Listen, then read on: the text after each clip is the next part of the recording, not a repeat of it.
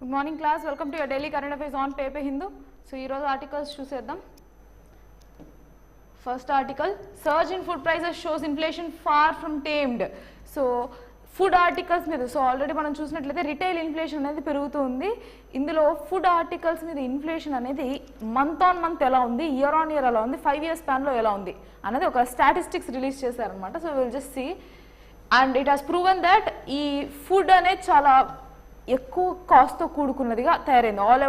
What ever the food products that are available are being more cost intensive nowadays. So the prices of rice, wheat, tur dal, sugar, milk, potato, onion, tomato climb. Consumer Affairs Ministry says seasonal factors are responsible. Government monitoring prices on a daily basis. So ఏం చెప్తున్నారు ఈ ministry చెప్పారు seasonal factors are responsible అంటే based on season, especially ఈ top అన్న 3 products ఏంటవి tomato, onion, potatoes. ఈ 3 బేసిక్గా సీజనల్ ప్రైజెస్ ఇన్ఫ్లేషన్ గురవుతాయి అనమాట. ఇవి కాకుండా మిగిలినవి కూడా సీజనల్ ఫ్యాక్టర్స్ రెస్పాన్సిబుల్ అని మినిస్ట్రీ అన్నప్పటికీ 5 years స్పాన్లో చూసుకున్నప్పుడు చాలా హ్యూజ్ ఇన్ఫ్లేషన్ అనేది కనబడుతుంది మంత్ ఆన్ మంత్తో కంపేర్ చేస్తే. అండ్ మిల్క్ కూడా చూసినట్లయితే 0.5% ఒక మంత్ నుంచి ఇంకో మంత్కి ఇంక్రీజ్ అవుతుంది inflation. So that is how huge the inflation in food prices available. So sharp increase in retail prices of several crucial food items over the past 1 month from the essential vegetables of tomato, onion, potato. ఇదే కదా నేను చెప్పింది top products అంట, TOP, tomato, onion, potato, to the basic cereals of rice, wheat, tur dal, and the commonest protein source in vegetarian households, and even the loose tea has left households and small eatery operators scrambling to juggle their budgets. అంటే ఏంటి, వాళ్ళ pockets నుంచి డబ్బులు ఆలోచిస్తూ ఖర్చు పెట్టాల్సిన situation వచ్చేసింది present. ఎందుకు, ప్రతి ఒక్క నెసెసిటీ ఐటమ్ అన్నది హ్యూజ్ ఇన్ఫ్లేషన్ అనే టెండెన్సీ చూపిస్తుంది. ఇన్ఫ్లేషన్ అంటే ఏంటి, హ్యూజ్ ప్రైస్ రైజ్ అని కనబడుతుంది. సో మనం దీన్ని కంపారిటివ్గా చదువుకుంటే అర్థమైపోతుంది ఎంత లెవెల్లో ఇన్ఫ్లేషన్ ఉంది అన్నది. సో రైస్ చూస్తే లాస్ట్ మంత్కి ఈ మంత్కి ఇంక్రీజ్ ఎంత కనబడుతుంది, 2.1% ఇన్ఫ్లేషన్ కనబడుతుంది. అదే 1 year స్పాన్లో 10% inflation. Imagine 10% of amount అనేది. సో ఒక ఇయర్ 100 kg ఎగ్జాంపుల్ 100 rupeesకి పర్చేస్ చేసినట్లయితే నెక్స్ట్ ఇయర్కి 110 rupees పే చేయాల్సి వస్తుంది సేమ్ కేజీకి. Okay, with the same quantity of amount. Understand in that way, right? So for 5 years of span consider చేసినట్లయితే ఎంత ఉంది ఇన్ఫ్లేషన్, 32.2 rupees. సో ఈ 32.2% ఇన్ఫ్లేషన్ రైజ్ అనేది ఉంది. Imagine what is the case of middle class man. Okay, so wheat చూసినట్లయితే మంత్లో 1.5, తూర్ దాల్ చూసినట్లయితే dal 6.8%, milk 0.5%, but 5 years స్పాన్లో చూడండి 34.9% ఉంది. సో హ్యూజ్ ఇన్ఫ్లేషన్ అనేది కనబడుతుంది. సాల్ట్ చూడండి 44% ఇంక్రీజ్ ఉంది. Daily common salt, every other product which we eat almost have salt in it. 44% inflation అనేది కనబడుతుంది. ఇండియా బీయింగ్ కోస్టల్ ఏరియా అయినప్పటికీ, సో ఐలాండ్ ఉంటుంది కదా, సో 3 పెనిన్సులర్ కంట్రీ కదా ఇండియా. సో పెనిన్సులర్ కంట్రీలో సాల్ట్ మనకి ఉత్పత్తి చేసే సిచ్యువేషన్స్ ఉన్నప్పటికీ ఇన్ఫ్లేషన్ చూడండి ఎంత లెవెల్లో ఉందో సాల్ట్లో కూడా. See the case of tomato 82.1% 5 years స్పాన్లో పెరిగిన కాస్ట్, రైట్? సో ఇది 95 ఎందుకు చూపించారంటే ఈ మంత్ కంపేర్ చేసుకున్నట్లయితే 100 rupees per kg అయిపోయింది ఇప్పుడు ప్రెసెంట్ ఈ మంత్లో. అందుకు హ్యూజ్ ఇన్ఫ్లేషనరీ పర్సెంటేజ్ టెండెన్సీస్ కనబడుతున్నాయి, right? So that is what they have mentioned in this article. Will go with the next one. Biofertilizer scheme gets government green light. So green light అంటే అర్థం ఏంటి, ఆ particular స్కీమ్కి green signal వచ్చేసింది. So they have approved it. What is the scheme about? The cabinet committee on economic affairs on Wednesday approved the PM Pranam అనేది అంటే ఏంటి, programme for restoration, awareness generation, nourishment and amelioration of mother earth. అంటే మన earth ప్రొటెక్షన్కి సంబంధించిన ఏ స్కీములు తీసుకుని ఈ PM Pranam అనేది ఇంటిగ్రేటెడ్ అనమాట, దానికి అంబ్రెలా స్కీమ్ లాంటిది. So scheme a promise in the last budget. What happened, దీన్ని present అప్రూవ్ చేశారు. So the union fertilizer minister Mansukh Mandaviya told reporters after the meeting that the new scheme would promote use of nutrient based biofertilizers for sustainable agriculture and it would have a total lay of 3,70,000 crore. ఇది budget. దేనికి, biofertilizers use చేస్తున్నారు. So that turning into eco friendly kind of agriculture, sustainable agriculture practices అనమాట, where you use less water consumption and less usage of artificial fertilizers, chemical fertilizers కాకుండా they are using what, biofertilizers. That is what they have approved. Okay, fine. Next,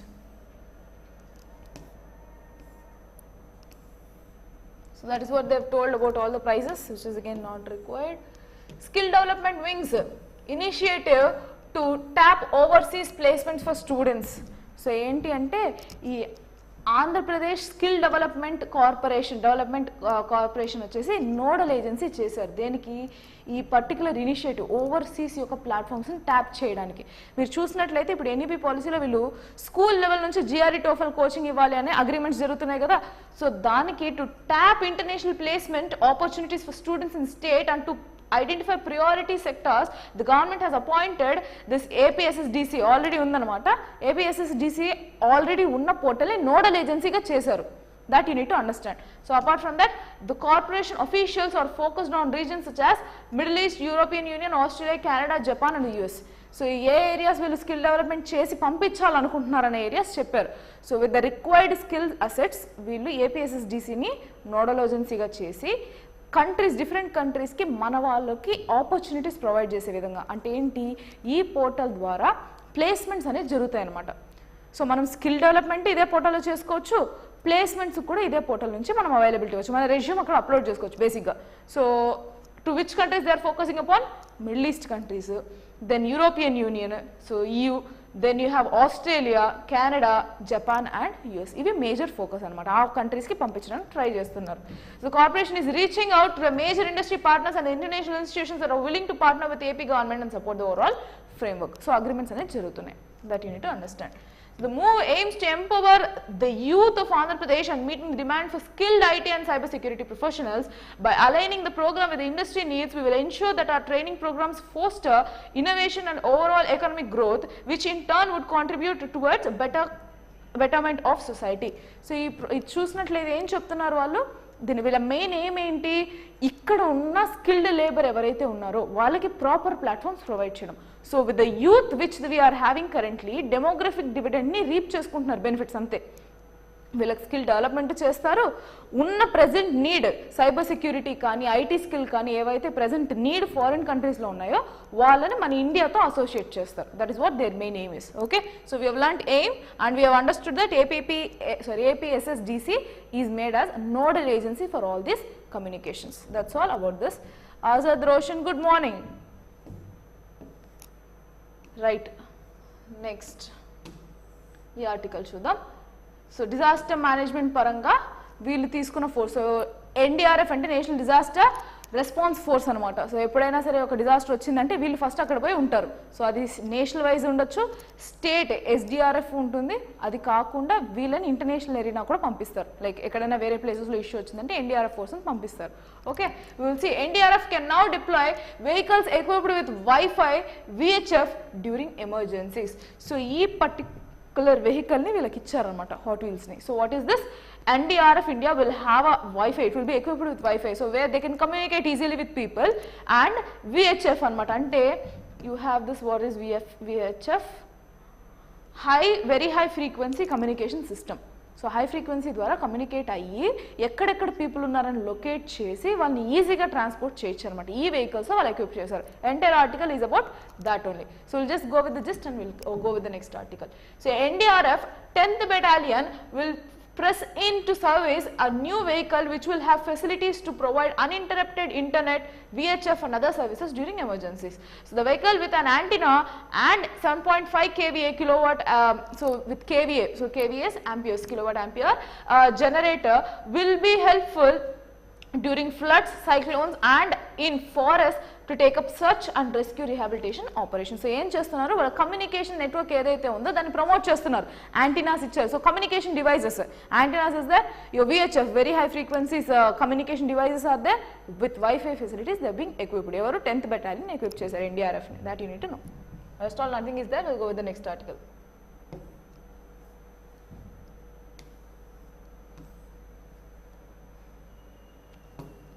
centre నుంచి మనకి స్టేట్స్కి funds వస్తాయి కదా. So that is what we do, we get funds from centre in order to implement. Suppose ఏమైనా ఒక particular ప్రాజెక్ట్ని develop చేయాలన్నా, let's take our irrigation project Polavaram, ఇది నేషనల్ ప్రాజెక్ట్ అయిన దానివల్ల మనకి స్టేట్ నుంచి మనీ వస్తుంది, సెంట్రల్ నుంచి స్టేట్కి మనీ వస్తుంది. ఇలాంటిదే పవర్ సెక్టార్లో ప్రజెంట్ ఏమైందంటే మన ఆంధ్రప్రదేశ్కి ఎక్స్ట్రాగా 9,574 crore బడ్జెట్ అనేది గ్రాంట్ చేశారు. దేనికి? పవర్ సెక్టార్లో రిఫార్మ్స్ తీసుకోవడానికి. ఇలా డిఫరెంట్ అదర్ స్టేట్స్కి గ్రాంట్ చేశారు. So this is among let me tell you among 12 other states. 12 other స్టేట్స్లో ఆంధ్ర కూడా ఒకటి అనమాట. వీళ్ళందరికీ పవర్ సెక్టర్ రిఫార్మ్స్ కోసం అని చెప్పి గ్రాంట్స్ చేశారు అమౌంట్. అందులో మన ఆంధ్రాకి వచ్చింది 9,574 crores అనమాట. So Andhra Pradesh is among the 12 states permitted to avail the additional borrowing space of up to 0.5% of GSDP. So మన స్టేట్ జీడిపి అనమాట, GSDP for implementing specific reforms in power sector. So ఆ reforms తీసుకోవడానికి the union government permitted the Andhra Pradesh to avail this particular 0.5% of GSDP. With this, the state government can go for an additional borrowing of up to 9,574. So, ఏం permit చేసింది? మీ GSDPలో 0.5% శాతం వరకు centre నుంచి borrow చేసుకోవచ్చు అని చెప్పి ఒకటి introduce చేశారు. ఆ పరంగా చూసినట్లయితే మన స్టేట్కి ఇంత అవైలబిలిటీ వస్తుందన్నమాట, fund availability from centre. So this will help for power sector development, and the requirement reforms include among those like progressive assumption of responsibility for loss of public sector power distribution companies. So వీళ్ళకి ఏవైతే losses వచ్చాయో దాన్ని compensate చేసే విధంగా by the state government. So state government ఏవైతే power distribution కంపెనీస్కి losses వస్తాయో దానికి కాంపన్సేషన్కి. Next transparency in reporting of just a second transparency in reporting of financial affairs of the power sector including payment of subsidies. So ఏమొస్తున్నాయి ఇక్కడ?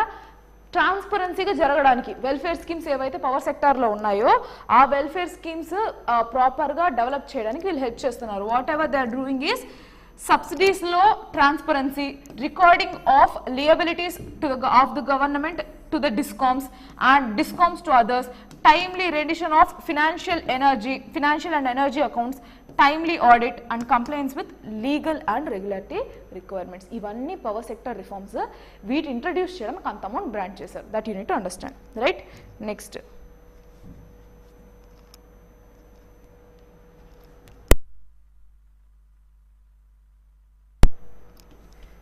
Fine.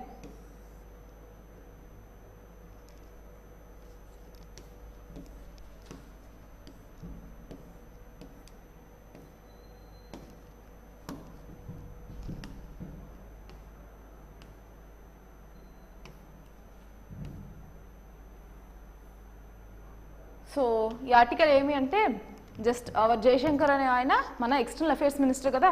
So what he has mentioned is so far this is the best and productive way of relation with USA అని చెప్పారు. మన మోడీ గారు visit ఏదైతే యూఎస్కి వెళ్ళిందో this the most productive అని చెప్పి చెప్పారు. ఈ మొత్తం ఆర్టికల్ అదొకటే ఉంది.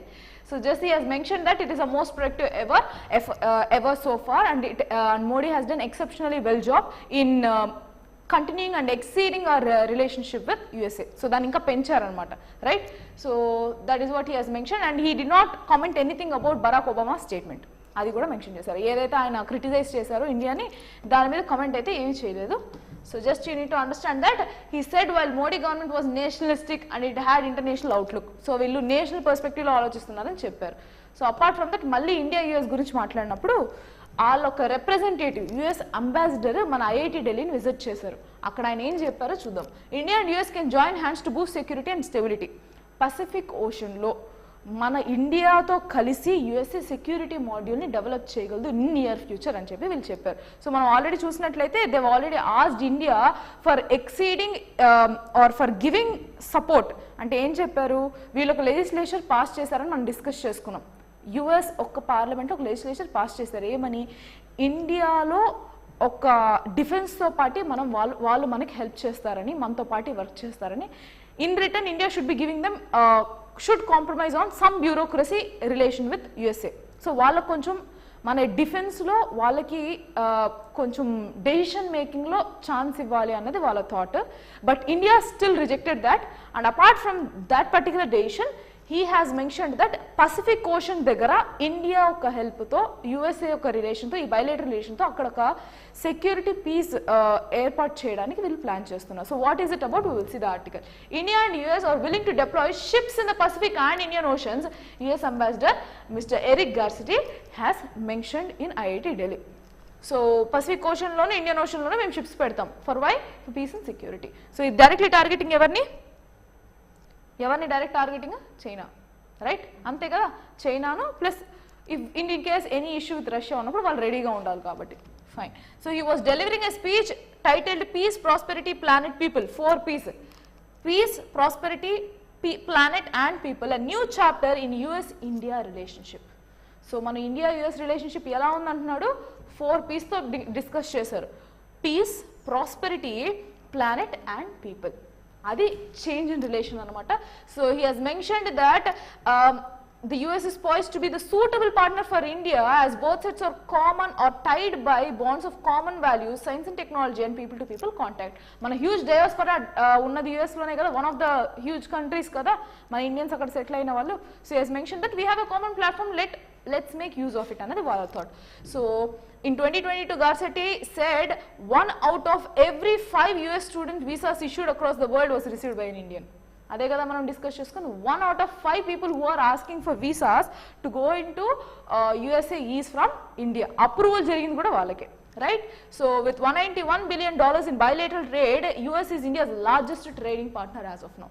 Okay, so apart from that, our connection is very personal based on affinity and friendship. We are linked by a diaspora community more than 4 million strong. ఎంతమంది diaspora ఉన్నారు India వాళ్ళు? 4 millions యూఎస్ఏలో ఉన్నారు. సో వాళ్ళు ఎటు తిరిగి ఇండియాని అబ్జెక్ట్ అయితే చేయలేరు. Okay, fine, that you need to understand. Next article, centre plans for market scheme to promote sustainable living. So వీళ్ళు ఒక ప్రోగ్రామ్ వచ్చారు. What is this program? Is green credits anamata. So we will see, we have already discussed first of all what is green credits. We will go with this article, you will understand much. So it aims for incentivizing a host of activities such as afforestation, water conservation and water management by generating green credits. ఏం చేస్తున్నారు, ఒక particular organisation ఏదైతే దీన్ని benefit చేస్తుందో, afforestation చేయడం కానీ, green cover పెంచడానికి అంటే ఏంటి, చెట్లు నాటడం, సొసైటీకి, so not society, environment friendly activities ఏవైతే చేస్తాయో వాళ్ళకి ఇంత అని చెప్పి క్రెడిట్స్ అలొకేట్ చేస్తుంది అనమాట. దాన్ని గ్రీన్ క్రెడిట్స్ అంటారు. ఈ క్రెడిట్స్ వల్ల మనకు ఉపయోగం ఏంటి అనేది క్వశ్చన్. సో పెద్ద పెద్ద ఎంఎన్సీస్ ఉంటాయి కదా, so that can be your TCS, what ever the country, what ever the company. Let's take an industry. ఒక ఇండస్ట్రీలో ఖచ్చితంగా పొల్యూటెంట్స్ అనేది జరుగుతాయి. సో వాళ్ళు పర్మిసబుల్ లెవెల్ కన్నా ఎక్కువ కానీ కన్జ్యూమ్ చేశారనుకోండి, ఎక్కువ కానీ పొల్యూటెంట్స్ చేశారనుకోండి, వాళ్ళు ఈ క్రెడిట్స్ ట్రేడ్ చేసుకోవచ్చు అనమాట. ఈ క్రెడిట్స్ ఎవరైతే వేరే వాళ్ళ దగ్గర ఉన్నాయో వాళ్ళకి ఇంత అని చెప్పి మనీ ఇచ్చి క్రెడిట్స్ తీసుకొని వాళ్ళకు పడాల్సిన ఫైన్స్ని, ట్యాక్సెస్ని వాళ్ళు ఓవర్కమ్ చేయొచ్చు. That is what this green credits will be useful. For example, నేను ఇలా స్కీమ్స్ అన్ని చేసి నేను ఒక 100 points క్రెడిట్స్ డెవలప్ చేసుకున్నాను.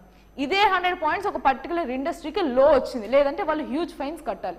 వాళ్ళు నా దగ్గరకు వచ్చి ట్రేడ్ చేసుకుంటారు. So I get a monetary benefit and they get this green credit. So నాకు ఫర్దర్గా నేను ఇంకేమైనా డెవలప్ చేసుకోవాలన్నా, లేదంటే ఇంకేమైనా యాక్టివిటీస్ చేయాలనుకున్నా నాకు ఇది రిసోర్స్ ఆఫ్ మనీగా యాక్టివేట్ అవుతుంది. సో రెండు పక్కల ఇది యూసేజ్ ఉంటుందన్నమాట, right? So will see. The Environment Ministry has issued a draft notification detailing the proposed green credit scheme. ఈ స్కీమ్ ఇంట్రడ్యూస్ చేస్తామని చెప్పి మన బడ్జెట్లో కూడా చెప్పబడింది. For the first time in the country green credit scheme అనేది వస్తుంది. So what is this about? That they will incentivize a host of activities including afforestation programs, water conservation, water management and remedying air pollution by allowing individuals and organizations to generate green credits. అదేనా చెప్పింది. So ఈ green credits ఎలా allocate చేస్తారన్నది బడ్జెట్లో discuss చేయలేదు. ఒక scheme introduce చేసినప్పుడు దాన్ని మళ్ళీ డీటెయిలింగ్గా సపరేట్ జరుగుతుంది కదా. జరిగినప్పుడు ప్రజెంట్ వాళ్ళు ఒకటి ఫార్ములేట్ చేశారు. ఎవరైనా ఇండివిజువల్స్ అయినా అవ్వచ్చు, ఆర్గనైజేషన్ అవ్వచ్చు, even an MSME also it can be there. ఒక చిన్న ఇండస్ట్రీ అయినా అయి ఉండొచ్చు. ఎవరైనా సరే ఈ యాక్టివిటీస్ చేసినప్పుడు అది రికగ్నైజ్ అయితే, so how to be recognised అనేది కూడా వాళ్ళు ఇచ్చేసి ఉంటారు ఫార్ములేషన్స్. చేసినప్పుడు వాళ్ళ గ్రీన్ క్రెడిట్స్ అనేది అలొకేట్ అవుతుంది. These credits though yet to be specified mechanism. So ఇంకా చెప్పాలి ఎలా చేస్తామని వాళ్ళు ఇస్తారు. They will formulate rules how it should be allocated, on what basis it will be allocated. Fine, can also be traded for money, which I have told you. So దీన్ని మనీతో trade చేసుకోవచ్చు. ఇప్పుడు నేను చెట్లన్నీ పెంచాను, నాకు కొన్ని క్రెడిట్స్ వచ్చాయి, నేను వేరే వాళ్ళకి అమ్ముకోవచ్చు. I get a monetary benefit, right? So a green credit program is proposed to be launched at the national level to leverage a competitive market-based approach for green credits, hereby incentivizing voluntary environmental actions of various stakeholders. మీరు చూసినట్లయితే ఒకప్పుడు green challenge, green India challenge ఇలాంటి challenges వచ్చాయన్నమాట. ఏంటి, చెట్లు నాటడం, celebrities అంతా చెట్లు నాటి దాని వీడియోస్ పెట్టి. బట్ ఇది ఎంతవరకు success? No monetary benefit, but still you are influenced by a celebrity and you do the same. ఇప్పుడు ఏమవుతుంది, మీకు క్రెడిట్స్ అలొకేట్ అవుతుంది. సో క్రెడిట్స్ ఎప్పుడైతే మీరు ట్రేడ్ చేసుకుంటారో మీకు మనీ వస్తుంది. దెన్ వాలంటరీలీ ఎకనామిక్ ఫ్రెండ్లీగా టర్న్ అవుతారు కదా people. So very good initiative towards environment protection అనేది అర్థం చేసుకోవాలి. Okay, so yes, that is about this article. You can just go through until unless a proper scheme detailing వచ్చేంత వరకు will not have a proper clarity about it. Just understand what is green credit అన్నది. Okay, but this is going to be very good initiative that you need to understand. Tree ప్లాంటేషన్స్కి అన్నిటికీ ఇది use అవుతుంది. Different activities consider చేయొచ్చు. అది school level నుంచి చిన్న పిల్లల దగ్గర నుంచి పెద్దోళ్ళ వరకు ఎవరైనా చేయొచ్చు. Okay, so cabinet clears NRF bill to offer strategic direction to research. National research foundation bill 2023 దీనికి ఏమైంది, క్యాబినెట్ క్లియర్ చేసింది. So soon this is going to be an act apart like after president assigned. So cabinet అయితే pass చేసింది bill. So it clears the bill. Further after that you will be expecting an act on this. So ఏంటి act, ఈ research అనేది ఉంది, నేమ్లోనే ఉంది research. ఏవైతే IITs, NITs ఇలాంటివి ఏవైతే ఉంటాయో టాప్ మోస్ట్ యూనివర్సిటీస్ ఉంటాయి కదా స్టేట్ యూనివర్సిటీస్కి, వీటికి ఫండింగ్ ఇస్తారనమాట రీసెర్చ్ ఓరియంటెడ్కి. సో ఒకప్పుడు రీసెర్చ్కి మెయిన్ బ్యారియర్ ఏంటి, మానిటరీ. సో మానిటరీ బెనిఫిట్స్ లేదంటే మానిటరీ రిక్వైర్మెంట్స్ వల్ల వీళ్ళు ఫర్దర్గా రీసెర్చ్ అనేది కంటిన్యూ చేయలేకపోవచ్చు. Because they need huge amounts of money in order to purchase those infrastructure కదా. So currently what they are doing it, they are going to pass this bill into act under the NEP policy అనమాట. So again, this is related to education research. So definitely this comes under NEP policy 2020, National Education Policy. So Union Cabinet approved National Research Foundation Bill 2023. The legislation aims to establish NRF as an apex body to provide high-level strategic direction to scientific research and comes under NEP with an estimation cost of 50,000 crores in the span of 5 years. 2023 నుంచి 2028 వరకు 50,000 crores అంటే every year 10,000 కోట్లు only government sponsor చేస్తుంది. ఇది కాకుండా 36,000 crores from private అనమాట. 36,000 crore from private sector అనేది fundings వస్తాయి. వేటికి వస్తాయి, IITస్కి, IAS Indian Institute of Science ఇలాంటి వాటికి ఈ రీసెర్చ్ మానిటరీ సపోర్ట్ అనేది వస్తుంది అనమాట. That you need to understand, right? So that is about this article. Just go through this. And ఆ new law will repeal the science and engineering research board. ఒకప్పుడు ఉన్నది ఈ సెర్బ్ అనమాట. ఈ SERP బోర్డుని replace చేస్తూ ఈ పర్టికులర్ NRF అనేది subsume అవుతుంది. So this was introduced in 2008. Existing research body అయితే ఇది మా SCRB and now this is been converted into NRF. Okay, so NRF కింద ఫర్దర్ రీసెర్చ్ ఏమైనా ఉన్నా, వాటి మానిటరీ బెనిఫిట్స్ ఏదైనా ఉన్నా దీని నుంచి హెల్ప్ వస్తుంది, right? Next, so that's it about this article. Next, నేపాల్లో సేమ్ సెక్స్ మ్యారేజెస్కి అప్రూవల్ వచ్చేసింది. ఎందుకు మనం దీన్ని డిస్కస్ చేస్తున్నాం? 2 things. ఇది మన బార్డర్ కంట్రీ అండ్ కరెంట్లీ ఇండియాలో ఇది అప్రూవ్ ఇంకా చేయబడలేదు. So it is not legalised to accept same sex marriage. Same sex relations are fine. So because 377 has been repealed, section 377 has been repealed, where same sex marriages aren't legalized but same sex relations are permissible in the country. అర్థం అవుతుందా? So నేపాల్లో అయితే supreme court చెప్పిన దాని ప్రకారం the directed to establish a transitional mechanism to ensure registration of marriages. So వీళ్ళు legalise అయిపోయింది, అక్కడ వాళ్ళకి రిజిస్ట్రీ మెయింటైన్ చేయమని చెప్పి అప్రూవల్స్ వచ్చేసింది. మన ఇండియాలో ఇంకా రాలేదు. సో ఇంకా స్మాల్ కంట్రీ వాళ్ళకి అప్రూవల్ వచ్చింది, మన ఇండియాలో రాలేదు అన్నది point. So when you're talking about criticism angle in the society concept of same sex marriage you can mention this. అందుకని మేము ఈ ఆర్టికల్ తీసుకున్నాం. Rest all nothing is much important. Okay, next, ఇది ఈ article almost on daily basis చూస్తున్నాం, but ఇక్కడ కొన్ని numbers ఇచ్చారు. సో ఇది important. Indian economy resilient despite global risk. Global రిస్క్లో పోల్చుకున్న ఇండియన్ ఒక ఎకానమీ ఎలా ఉంది? ఇట్స్ నా అప్వెల్లింగ్ side. It's very resilient and stable enough అని ఎవరు చెప్పారు? ఆర్బీఐ చెప్పారు. ఆర్బీఐ చెప్పారంటే మిస్టర్ శక్తికాంత దాస్ చెప్పింటారు. సో ఆర్బీఐ గవర్నర్ సమ్మన్. Okay, so Indian financial system has been stable and resilient despite significant strains in the west. So అదే కదా వెస్టర్న్ ఇష్యూస్ ఉన్నాయి కదా, because of this war tendencies, because of the supply chain mismanagement, there is some kind of issues that is happening in the west, and also recession scenarios in the west is triggering some kind of global inflation scenarios, global slowdown scenarios, but India is remained as unaffected, right?